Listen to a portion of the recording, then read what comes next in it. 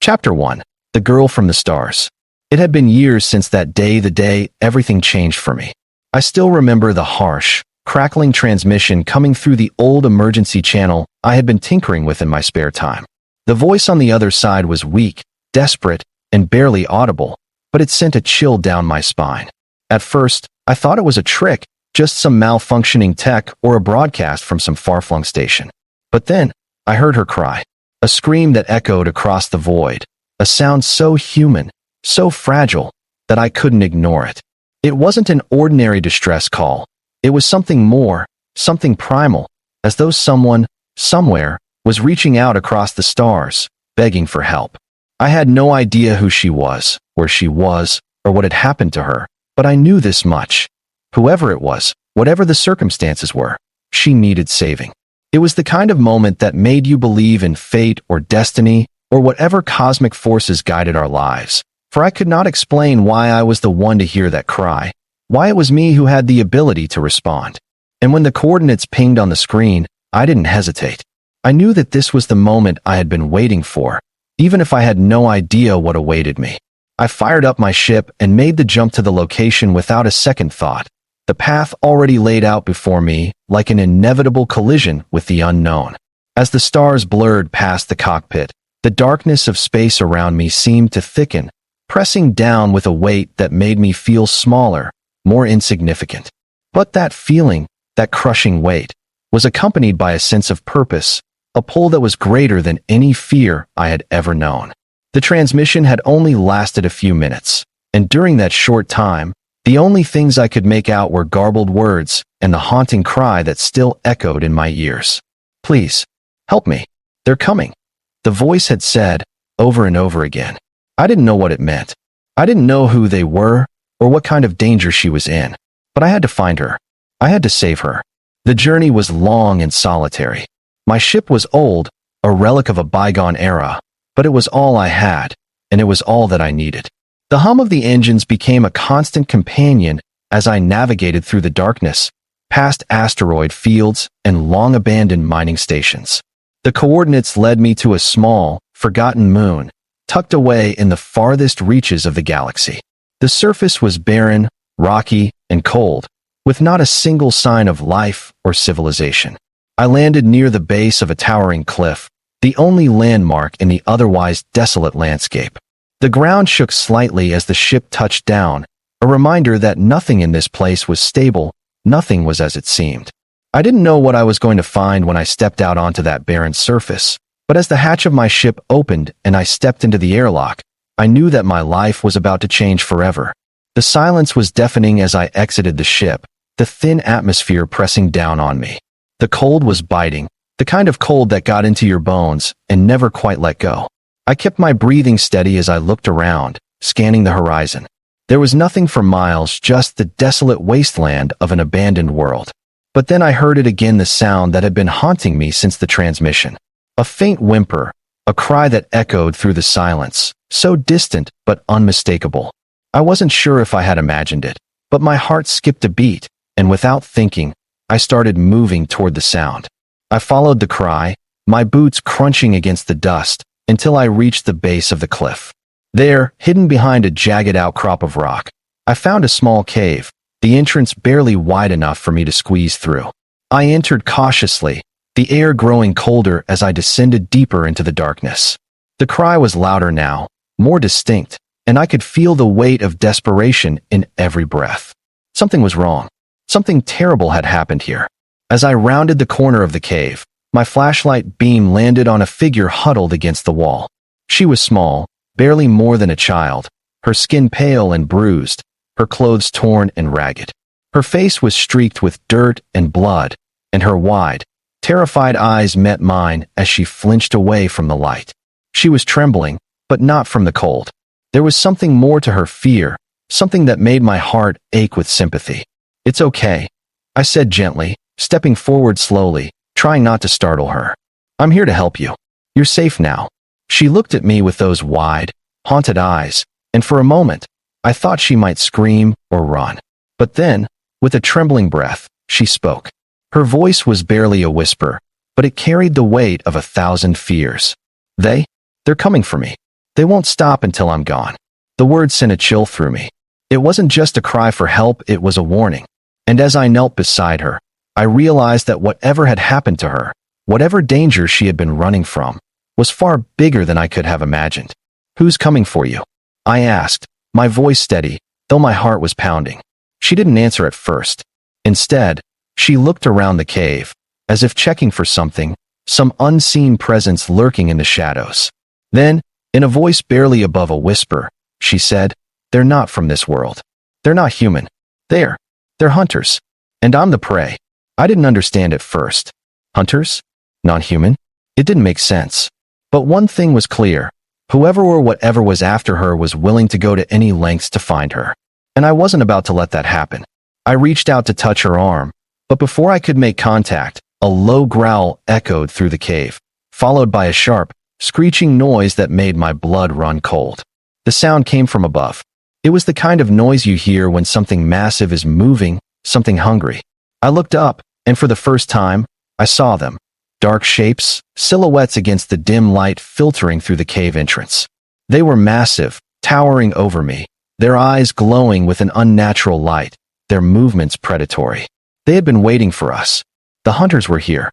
Without thinking, I pulled the girl to her feet, shielding her behind me. I didn't have a weapon, but I didn't care. The only thing that mattered was getting her out of there. The growls grew louder, closer, and I knew there was no time to waste. I grabbed her hand and pulled her toward the cave entrance. The moment we stepped into the open air, I pushed her toward the ship, praying we could make it in time. The hunters were closing in fast, their massive forms charging toward us with terrifying speed. I could hear their growls growing louder with each passing second, their footsteps shaking the ground beneath us. But just as we reached the ship, one of the creatures lunged at me, its claws slicing through the air. I barely managed to duck, the sharp tips of its claws grazing my shoulder as I stumbled into the cockpit. I slammed the door shut, locking it with a sense of relief that was short-lived. The creatures were still out there, circling us like vultures, waiting for their moment to strike. I glanced at the girl, who was now trembling in the seat next to me, her face pale with fear. Her eyes met mine, and for the first time since I'd found her, she spoke. "They'll never stop," she whispered, her voice barely audible. "They'll hunt me forever." I didn't know what to say. I didn't know how to promise her safety when I didn't even know what these things were or why they wanted her. But one thing was certain, I wasn't going to let them take her. Not now, not ever. With a final glance at the ship's controls, I hit the launch sequence. The engines roared to life, and we shot into the air, leaving the planet's surface behind. But as we rose into the stars, I couldn't shake the feeling that we hadn't escaped. Not really. The hunters were still out there. And as I looked over at the girl, no longer just a frightened child, but something more, something I couldn't yet understand, I realized that whatever this was, it was only the beginning. The silence that followed the ship's launch was deafening. The low hum of the engines reverberated through the hull, but the feeling of isolation weighed heavier than the vacuum of space outside. I kept my eyes on the controls, trying to focus on the trajectory, on anything that would keep my mind from spiraling into the unknown. The girl sat beside me, her wide eyes fixed on the view of the stars speeding past the viewport. She said nothing, not even a sound, but I could see the deep fear in her gaze, the unspoken terror that gripped her. I didn't know who or what had been chasing her. The creatures that had appeared in the cave were unlike anything I'd ever seen. Their glowing eyes, their predatory movements, their unnatural growls, they were something out of a nightmare. I'd heard stories about creatures from deep space, beasts that hunted across the stars, but I'd always thought of them as myths, cautionary tales for children. This, though, was real, and it was only the beginning. I glanced over at her again, trying to gauge how badly she was shaken. She was holding herself together, her hands clenched tightly in her lap, her breathing shallow but controlled. But there was something in the way she kept glancing at the window, at the dark void outside, that told me she was still terrified, still hunted. "What are they?" I finally asked, my voice hoarse. I had to know. I had to understand what we were up against. I needed to know who was after her and why. Her voice was quiet, but steady, as though she had rehearsed the answer over and over in her mind. "They are called the HFY. They are hunters, creatures that stalk the galaxies, tracking down what they deem valuable to take as trophies. She paused, her eyes flickering toward me. And I'm the prize they've been hunting for a long time. I didn't know what to say. The name, SHRazar, didn't mean anything to me. But the way she spoke it, with such a cold finality, made it clear that these beings weren't something you simply ran from. Why? Why are they hunting you? I asked, my voice barely more than a whisper. Her eyes darkened, and she stared out into the stars, as if the distance between us and that planet somehow felt safer. Because of what I am. Because of who I am. That was all she said, and it was enough to leave me with 1,000 questions that I couldn't answer. But before I could press her further, the ship's systems alerted me to a sudden shift in the atmospheric pressure. A flicker of unease crept through me, my fingers tightening around the controls as I tried to stabilize the ship. Something was wrong, something was happening outside. I turned to look at her, only to find her staring at me with an expression that sent a shock of cold fear straight to my heart. She was shaking now, her hands clutched to her chest. The air seemed to thrum with an energy I couldn't comprehend. They've found us, she whispered, her voice breaking. They never stop hunting. They'll follow me wherever I go. A loud thud echoed through the hull, followed by a deep, resonating growl, one that rattled the ship as if it had been struck by something massive. The sound sent my heart into overdrive as I slammed my hand down on the console, trying to accelerate, to get us out of the range of whatever had followed us. But it was too late. Chapter 2, The Queen Revealed. The SHRazar had caught up to us far faster than I could have ever imagined. The deep growl reverberated once more through the hull, and the ship shuddered as if something massive had clamped onto its exterior. My hands flew across the controls, trying desperately to gain speed, but the systems were failing. The acceleration thrusters sputtered, barely functioning under the weight of what was outside. A heavy rumble echoed through the cockpit, and I could feel the ship beginning to strain against the invisible force pressing down on us. What the hell is happening? I muttered, my voice a mixture of fear and frustration. They've attached to the hull, the girl said, her voice calm. Too calm, considering the circumstances. They're ships. They don't need to be in front of us. They can latch on and drag us into their trap. I looked at her, wide-eyed, disbelief settling in. What are you talking about? How do you know all this? You how dash. I know. She interrupted, her gaze steady, her expression unreadable. I've been running from them for years. There was a sharp, painful screech as the ship's hull groaned under the strain, and a cold sweat broke out across my forehead. Whatever was attached to the ship wasn't going to let go. We were sitting ducks. Suddenly, her voice broke through the chaos again, louder this time. Do you have weapons on this thing? I blinked, momentarily distracted. No. I don't even have a proper defense system on this ship. It's a salvage job, for God's sake. She stood up, moving quickly toward the rear of the cockpit, as if she had made up her mind about something. Then we'll have to rely on something else.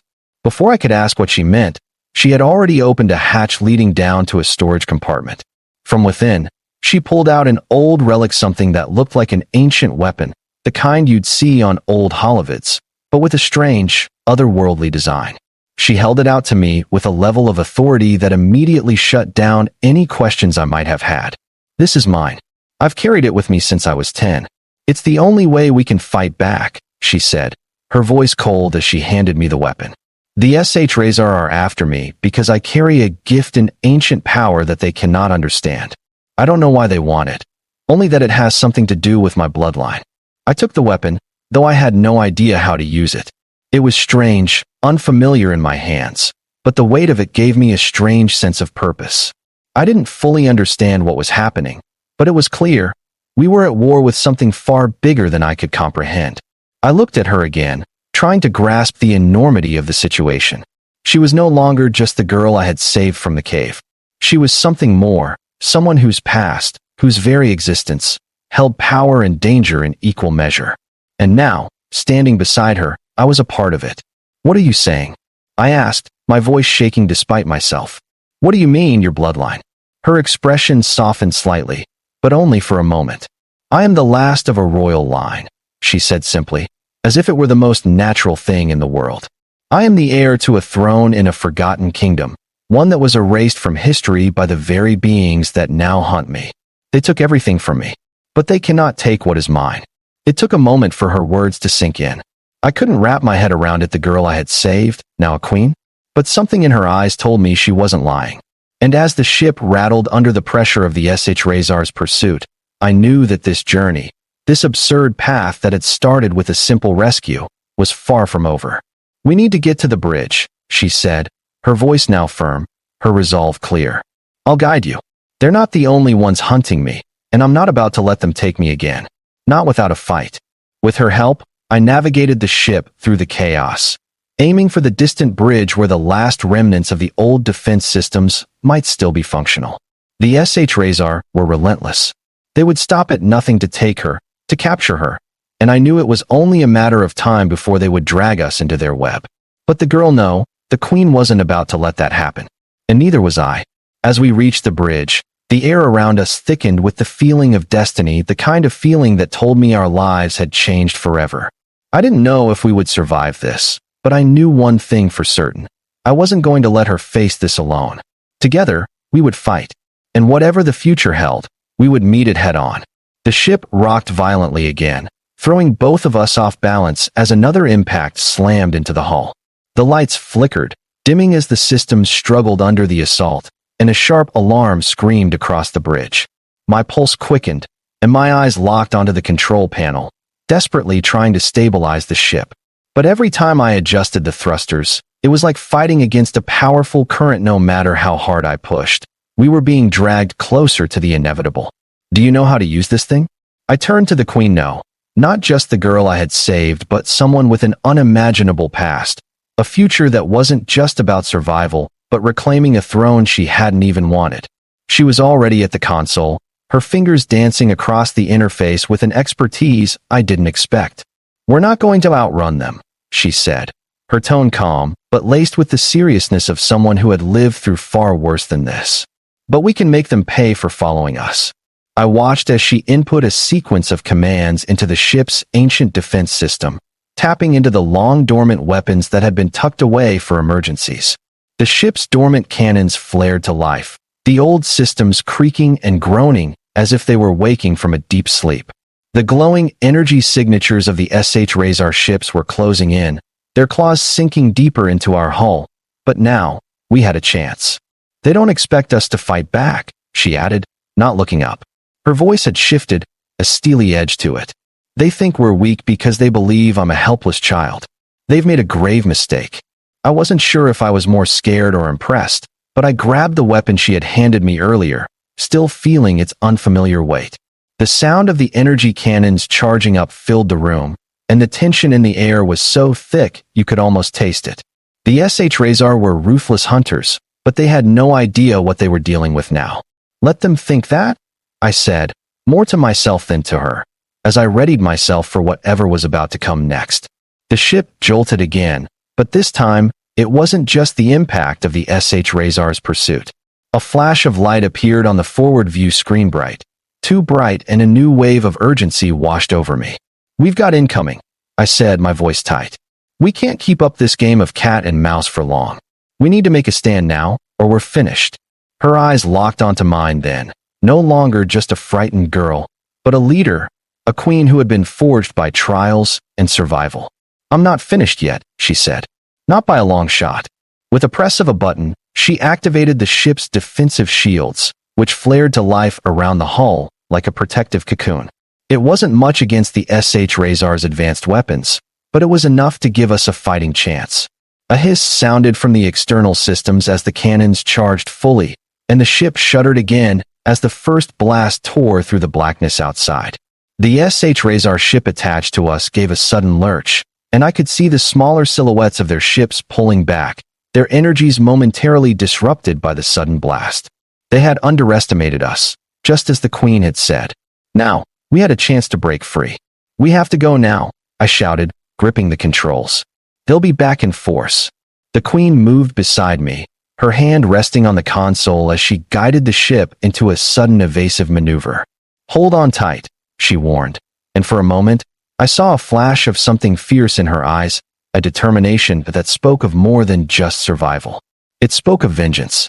The ship shot forward into the darkness of space, the stars streaking past us as we narrowly dodged another incoming blast from the HFY's pursuing ships. With each violent turn, I could hear the sound of the ship groaning under the strain, but we were gaining distance.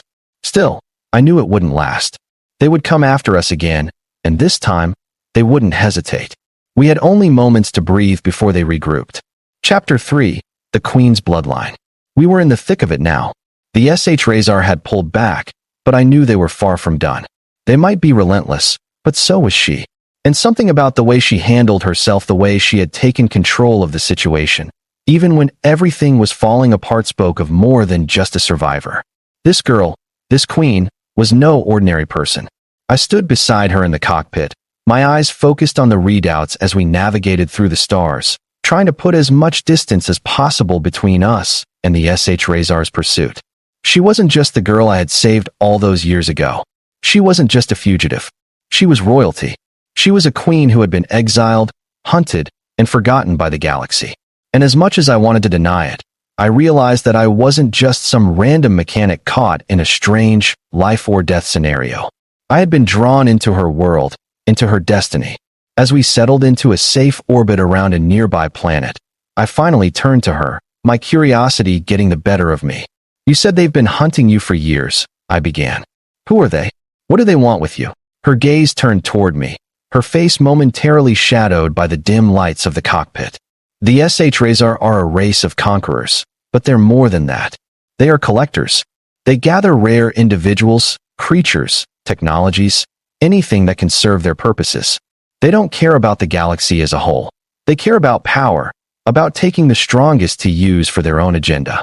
And she hesitated for a moment, the weight of the words hanging in the air.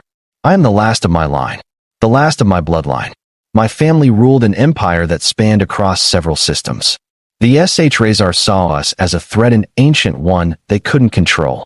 They destroyed everything I knew, but they couldn't destroy me." I absorbed her words slowly, trying to process what she had just revealed. A queen? The heir to a lost empire? It was a lot to take in, and part of me struggled to reconcile the girl I had saved with the powerful figure she was describing. But as the silence stretched between us, I began to understand that her past wasn't something she could escape. It was something that would always follow her like a shadow, ever present and haunting. "I didn't want this," she continued, her voice softening as she leaned back in her chair. "I didn't want to be the heir to an empire. I was a child when they came for me, when they killed everyone I knew. All I've wanted is to survive, to disappear. But that's not what they'll let me do. The SHRazar will stop at nothing to reclaim what they believe is theirs. And they'll keep coming for me until they take what's left." I wanted to say something comforting, something that would ease her pain, but I knew there were no words for something like this. There was no comforting a queen who had lost everything but her bloodline. Instead, I offered her what I could, my resolve.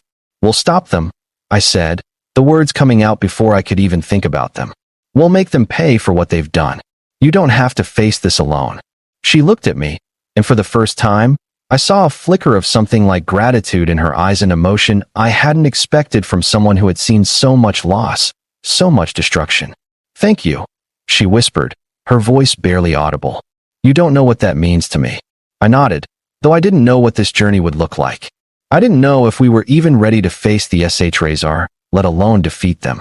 But one thing was certain now. I wasn't just a mechanic anymore. I was part of her fight, part of her world. And whatever came next, we would face it together. As the ship hovered in orbit, I set my gaze on the stars outside the viewport. The galaxy had never seemed so vast, so dangerous. But with her at my side, with the queen who had once been a frightened girl, I felt something I hadn't felt in years, a sense of purpose. The galaxy was vast, but together, we might just be able to change it. The quiet that settled over the ship was almost oppressive, as if the weight of the universe had taken a moment to rest on our shoulders. I kept my gaze on the viewport, watching as the stars stretched out before us, the vastness of space looming like an impossible horizon. Every distant star, every swirling nebula, felt like a reminder of just how small we were in the grand scheme of things, how fragile our lives were in the face of something as ancient and relentless as the SHRazar. We had barely caught our breath, and yet, the queen beside me, her name still unknown to me, though I could feel the power in her bloodline had already begun to focus on the next steps. She wasn't the frightened girl I had pulled from the cave anymore. She was calculating, confident, her eyes sharp and focused on the future, as if everything in her past had led to this moment. "You're wondering about my name, aren't you?" she asked suddenly, as if reading my thoughts. I looked at her, startled for a moment. Yes, I suppose I am. You've told me about your bloodline, your past, but you haven't given me your name." She gave a soft, almost sad smile. "It's not a name I speak easily. I was raised with a title, but my people called me Seraphine. It was a name given to me by my parents, before they were taken by the HFY. She paused, her gaze drifting out toward the stars. "But now, the title means nothing. They destroyed everything that it stood for, including me. To them, I am only the last survivor of the Erythian dynasty." "Seraphine," I repeated softly, the name feeling heavy in my mouth, as though it held more weight than any one word should. "You're a queen." She nodded slowly, her eyes distant. "Once yes, and I suppose I still am in a way. But the crown is gone, and I am no longer the ruler of anything. I'm a fugitive, a target. And as much as I wish to be free of the responsibility, I know that my past will never leave me." The silence stretched between us once more, and I could feel the unspoken burden of what she carried. Her entire existence had been turned into a game of survival, and yet, here she was alive, defiant, and ready to fight. That was the queen I saw now, not just a victim, but someone with the strength to reclaim her future, no matter the odds. I couldn't help but feel drawn to her cause, to her story, even if I had no idea what lay ahead. But one thing was clear: I wasn't walking away from this. Not now. "We need a plan," I said, breaking the silence. "We can't just keep running. The HFY will find us again." She turned to me then, her eyes meeting mine with a resolve that was almost palpable. "You're right. And we won't just run." She stood up, moving toward a console at the side of the cockpit, her fingers moving over the controls with practiced ease. "I've spent my life running, hiding, but no more. It's time to fight back." I watched as she brought up a series of star maps, pinpointing locations in the vast expanse of space-hidden systems, long-forgotten colonies, even some that had never been charted. "We'll need allies. The HFY aren't just a force of nature, they're part of something larger. An empire built on subjugation and violence.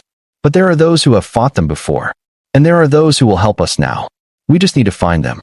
I didn't know what to say, so I simply nodded. The magnitude of the task ahead of us was immense, but I could see the fire in her eyes.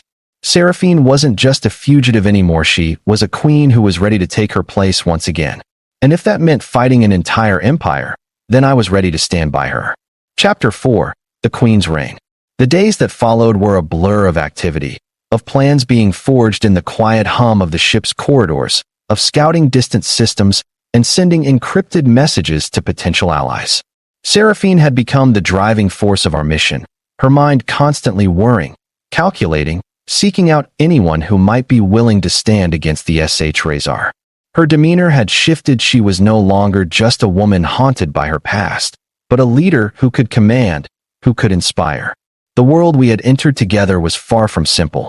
The HFY were vast, a well-organized, and deadly force. Their empire stretched across the galaxy like a shadow, silently controlling everything from forgotten moons to thriving star systems. To fight them, we would need more than just weaponry and ship upgrades. We would need an army, allies, resources, and above all, the knowledge that Seraphine had inherited from her royal lineage. As we traveled through hyperspace, every system we visited seemed to yield more and more revelations about her people, about the empire that had once been hers.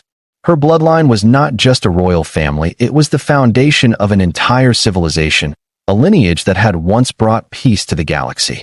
But it had been destroyed, wiped out by the HFY, leaving only ruins in its wake.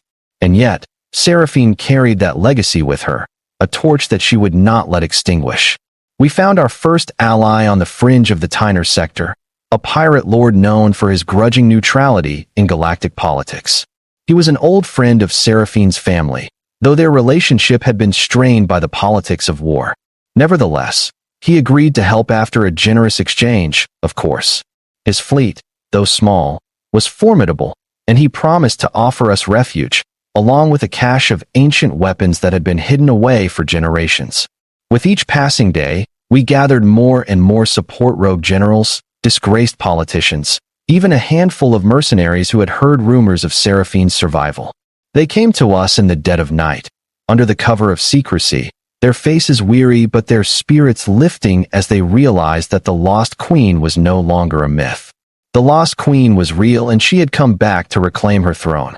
It was in the quiet moments between battles, in the stillness of the ship's hidden chambers, that Seraphine and I would talk. She would share stories of her childhood, of a time when her people had been united under her father's rule. There were moments when her guard would fall, when I would see the vulnerability beneath the surface of the Queen. She was just a person, a young woman thrust into the role of ruler, a survivor who had seen the worst the galaxy had to offer. But there were no more moments of weakness. Not anymore. The final confrontation came faster than we expected.